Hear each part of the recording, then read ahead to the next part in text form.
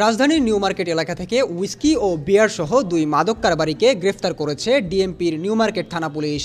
গ্রেফতারকৃতরা হলেন মোহাম্মদ ইমরান হোসেন রাজ ও মোহাম্মদ বশির।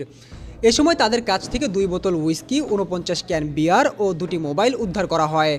এছাড়াও মাদক পরিবহনে ব্যবহৃত একটি স্কুটিও জব্দ করা হয়েছে। ২৪ সেপ্টেম্বর ভোর ৪টা ১৫ মিনিটে নিউ মার্কেট থানার নীলক্ষেত এলাকা থেকে তাদেরকে গ্রেফতার করা হয়। মঙ্গলবার দিবাগত রাতে নিউ মার্কেট থানার নিউ মার্কেট ক্রসিংয়ে সেনাবাহিনীর সাথে যৌথভাবে চেকপোস্টে ডিউটি করছিল থানার একটি টিম।